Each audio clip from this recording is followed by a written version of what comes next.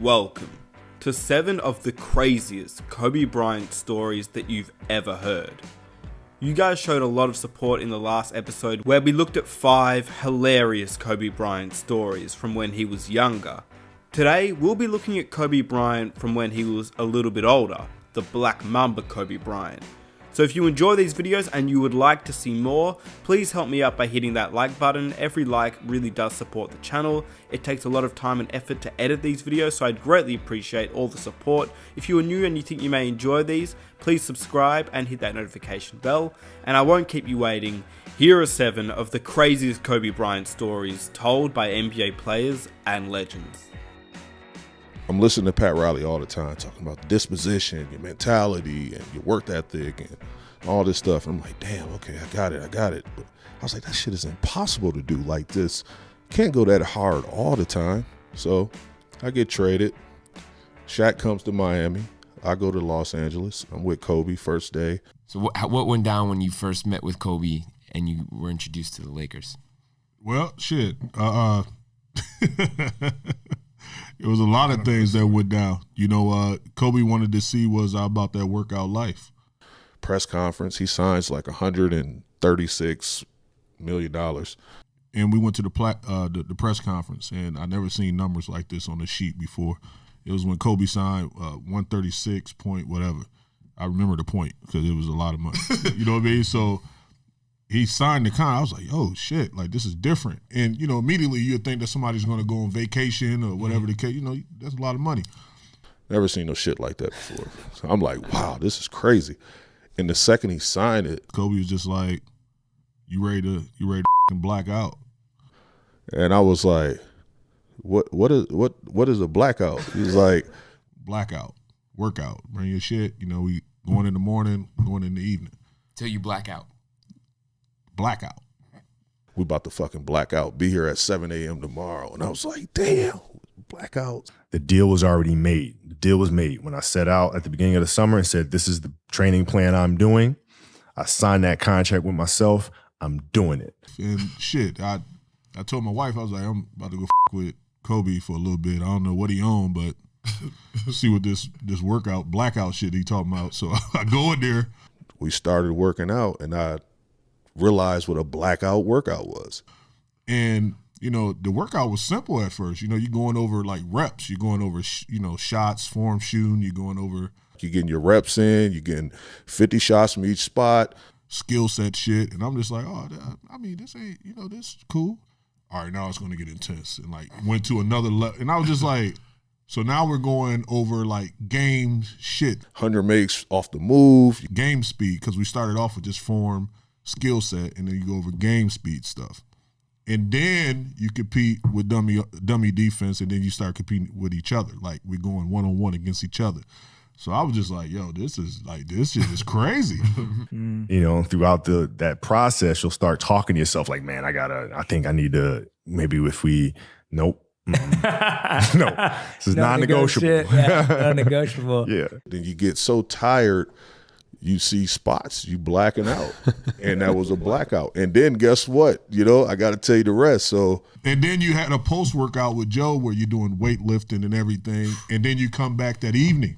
After that first workout, and you do ones at the end, you go get you something to eat. You take about 3-4 hours to yourself, and you come back. So that's when I was just like, yo, this shit is crazy. Like, but I was getting like, yo, you work till you like black out. Right. And it was like, okay, damn, that was a lot. Two a day, like that was a lot. See you tomorrow. And you black out again. Oh my God. And we did this literally from free agency was always the first week of July. We did that shit all the way to training camp. And he always beat you to the gym, and it was the same thing. All the stuff that I learned in Miami from the godfather of the game, Pat Riley, he told me this shit. You know what I'm saying? He was like, do this, do that. You're going to be successful, longevity in the NBA. But I seen it in real time with Kobe. And I was just like, dude, it's different. But all this shit, like the sacrifices and when your motivation runs low, your discipline take over, all that shit that he was teaching us and instilling in us in the fabric of who we were as competitors, I saw it in real time in the best player on the planet. I was like, this dude is different. And he showed me how to get to it. So I was like, enough, like say no more. Like, and that's where I was at with it. So it was different. And that's the blackout. Yeah. You don't know what a work ethic is until you see the best player actually work out. Yeah. It's levels, man. And, every city we went in, 2 a.m, 3 a.m, he had high schools rented out to go shoot. Like fresh from the airport, take him to a place where he can get his shots up till 4 a.m. Then he comes in the hotel. And he never missed a film session. And it was just, I saw it at a different level. And I was just like, bro, he's different. What's wild is that you talk about signing for 100 M's, you hear blackout. A lot of people thinking like, I'm going to party. Yeah. Blackout. People usually quit their job. You know what I mean? Like, throw it up. I'm going to black out tonight. You know what I mean? But he's talking about blacking out the next morning. Did y'all feel like y'all can win that championship against Kobe? No? Yeah, we did. Because during the season, we actually were beating them. Yeah. What you think that went wrong? Kobe was doing some crazy shit. No, we know that, but the inexperience. That is true. We was not experienced. And stopped doing what they was doing the whole playoffs. That's true. That was a part of it. And then the fact that you got Kobe. Kobe got the ball.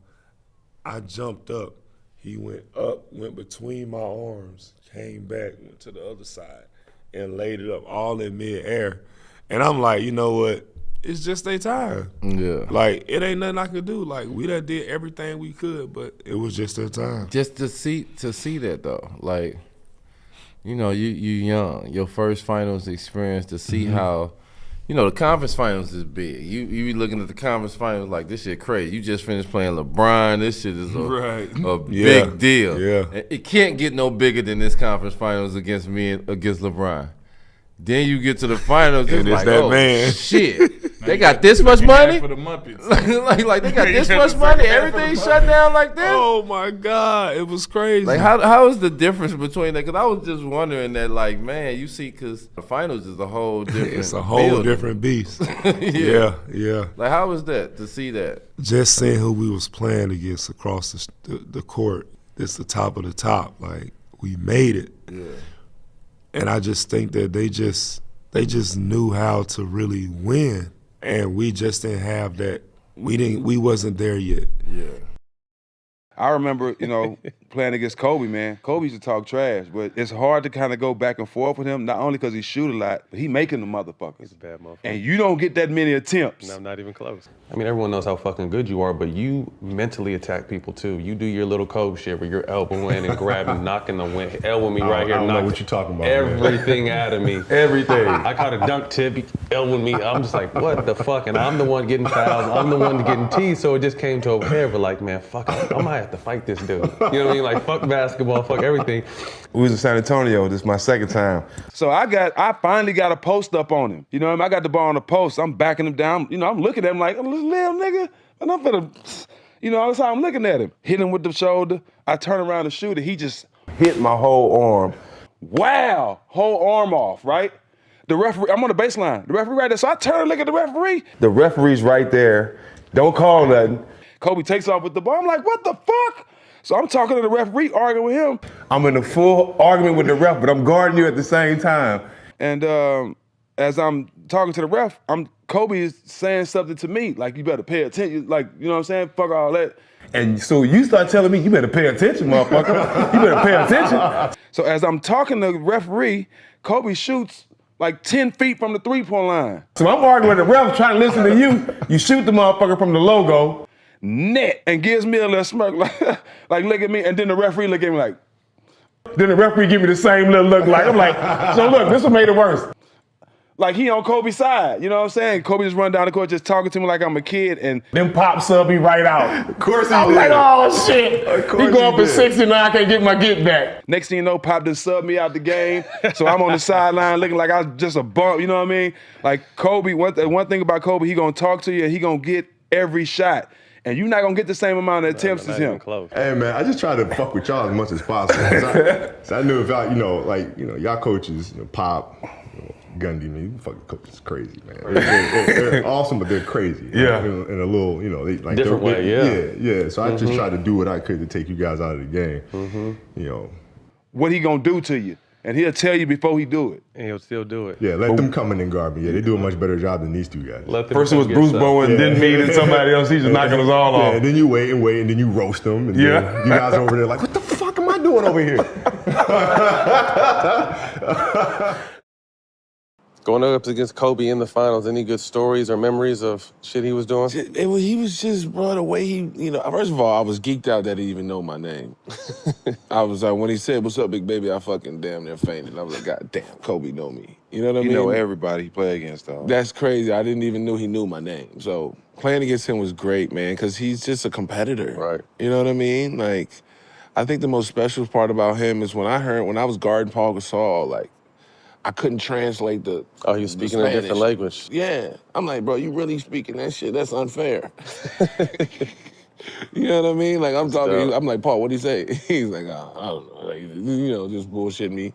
But, he was a special player, man. He's a super, super special player. And I was, glad to play against him, I feel like Kobe's legacy, and obviously, God rest his soul, has taken off to new heights. But everybody that I actually talked to that's been around him, I never had the pleasure to meet him or spend time around him, actually says that it's actually more than what's talked about. It's even crazier than what you, like the folklore that's been passed on. Like, it's actually crazier than what you think it is. Yeah, it really is. Competitively, Kobe was he was different. Sometimes he would say things and we kind of look at him crazy, and he meant exactly what he said. I just remember him saying some shit every once in a while, and I was like, damn, he think different. Yeah. I'm like, he on another level. You know what I'm saying? He on a completely different level, and I just wish I had more of that when I was coming up that I could have been around and benefited from. Aggression. Earl Clark told me that before. He was like, yo, he'd be like, Earl, hey, big bro, like Kobe is just like, sometimes he'll say some wild shit, yo. Like, we'd be sitting on the training table and it'd be like, I ain't asking him nothing. He'd come out of nowhere and you'd be like, with a straight face. We was in Denver. We was getting our ass kicked. And Will Barton was going crazy. I think Will probably had like 25 at halftime. Coach Scott came in and he said we were making adjustments to Will and we were changing our coverage. And Coach said, I'm gonna guard him second half, don't worry about it. And everybody kind of looked at him, and Byron was gonna keep talking, and Coach said, no, like, don't worry about him. I'll take care of it. Like, he won't even exist in the second half. And that man said, I'm gonna guard Will Barton in the second half. He's not even gonna exist. But Will had 25 at halftime. Yeah. So we look around like, all right. Go ahead, OG. What was that initial feeling once Kobe switches on to you? Oh, it was like, man, it's on. That's how I was. I had just played well. I just hit my first shot. And we're thinking to ourselves, like, this dude is cooking. Like, nobody's gonna stop him at this point. He already has 25 at half. His confidence is sky high. So you feel I'm going up against, who I think the greatest player all the time. I'm like, man, it's on. Let's get it on. Right, go ahead, keep going. And I just remember a couple of those plays like that because he did it more than once. And he just started guarding me at the free throw line. I got the ball at the 3-point line. He always at the free throw line.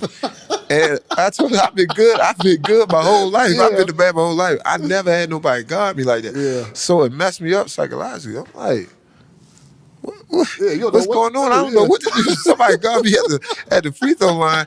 I don't know if I should pass. I don't know if I should shoot. I'm like, should I try to drive? I'm like, why is he giving me so much space? I'm just holding the ball. And, man, it got to my head. Yeah. Hey, what did he have at the end of the game? 2 points after that. And he guarded him. Kobe went out and guarded him that second half, and Will Barton had 2 points the second half. And when he put his mind to something, he meant it, and he was gonna get it. He was gonna get it done, one way or another. And that was Kobe. He got into my head. I'm hitting the crowd, shoot. Yeah. And now I'm so nervous about shooting the ball. I'm so messed up. I really don't want to shoot it. Now that I shoot it, that thing ain't going in. It ain't going in. Did Kobe say anything to you guys during that second half when he was locking up? No, he was locked in. It was like, it's Kobe Bryant. So it's not like a I told you so thing. You know, I think one of Kobe's biggest competitors was himself. No matter what, he felt like he had a chance to win the basketball game or accomplish whatever he put his mind to inside the line. So he didn't have to say anything. He did all the talking with his action. So when Shaq left and Amari was healthy, and then Alvin Gentry was coaching us, we had a really good season. We were 3rd seed, and we beat Portland, we beat San Antonio, and then we faced LA. They got us the first 2 games in LA. We beat them the next 2 games. And in game 5, man, like, we're right there on the ropes. Jay Rich banks in a 3 to tie it in overtime. Kobe gets a ball, a 3-pointer. The one time he missed a shot on me, like in that situation, he airballed it. I'm right there in his face. He airballs it, but Meta World Peace gets the rebound. Jay Rich didn't box him out. He tip in, and they win game 5. And I don't know if emotionally we recovered. And then Kobe in game 6, I mean, he started cooking. Dude, game 6, we're at home, and I'm guarding Kobe pretty much the whole series. Bryant somehow getting it up and over Channing Frye. We're Western Conference Finals, game 6. We're triple teaming Kobe, right? Like, I'm looking at Lamar Odom, and the coach is like, go. Jason Richardson, Jared Dudley, Grant Hill, we're running at Kobe. In his bag. And so here's the thing, man. So he's doing this, and he always look with Kobe, like with LeBron. Like when I guarded LeBron back then, my attitude was, I'm not gonna crash the offensive glass. When we shoot, I'm gonna find him. I'm not gonna let him get out in the open court with full head of steam. So like, he had a game plan, and I actually did okay. I mean, LeBron would have moments, but like, I didn't have a strategy for Kobe. Like, I didn't know what to do. And so sometimes, man, like he'd go up and shot, I would just hit his arm. Like, just hit his arm and just like, And the problem, too, was I couldn't go back at him. Because at my role, in Phoenix, Nash had the ball in his hand, so I'm stuck in the corner. And I'm not, I'm not a spot-up shooter. So he was hard to defend. But in that moment, man, like, a couple times I guessed right. Like, I'm like, he's gonna go right, he's gonna shot fake. I'm not, I know what he's gonna do. And I'm like, and then you know how hard it is. You're saying this, when you're squared off against him, you're saying that in your head as you're defending him? I knew he wanted to go right, and I knew he had a great ball fake, and I've seen him do it before. And last play of the game, I think we're down maybe 2 points, about 30 seconds, last minute of the game, and I'm guarding Kobe, and I guessed right. I mean, he went right, I guessed right, he pump faked, I didn't go for it. I jumped with him as he went up to shoot it. Everything was perfect defensively, and he still hits a 3-pointer in my face, and then he taps Alvin Gentry on the butt as he's running down the court the other end. So that was something that, you just, man. He shoots a fadeaway from God knows where. Swish. Shot clock now to 5. Bryant, yes. And that was a little tap to Alvin Gentry. Add insult to injury, Kobe. I mean, what a shot. I mean, you can't defend that. Slaps Alvin Gentry on the butt. I don't know what he said. Something to the effect of, good try. You know how hard it is to do a shot fake, reload from 3? And somebody in your grill. And I couldn't be any closer to him without fouling him. Man, this dude hits it. Like, I was like, I mean, I was actually proud of the defense I played. Yeah. Like, I'm thinking, I couldn't have done anything other than just prevent him from getting the ball, but you know what was crazy? Was like when we would watch the film afterwards, we would just laugh.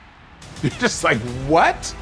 Like him shooting left-handed shots, him calling out plays as our coach is calling out plays. Like, these are things that we could see on film where you're just like, what, how?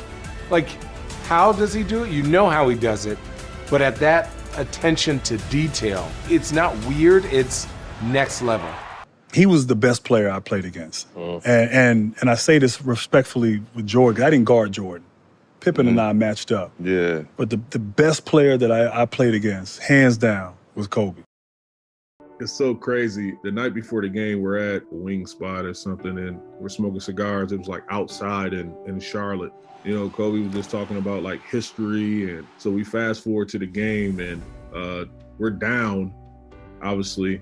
and we're in the huddle, and coach is drawing up a play, and Kobe like literally just stopped the whole stop the play drawing up, stop the whole huddle, got it right in between and said, look, take the ball out right here, and whoever want to be a part of history, take the ball out and throw it into me.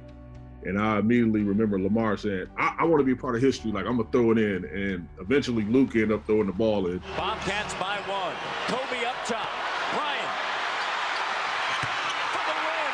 How good is Kobe Bryant? Kobe had came off like a slice screen, got the ball at the top, followed through, and literally looked right at me, winked his eye like I told you, game. And everybody just ran, grabbed him, went through the tunnel, and literally the rest was history.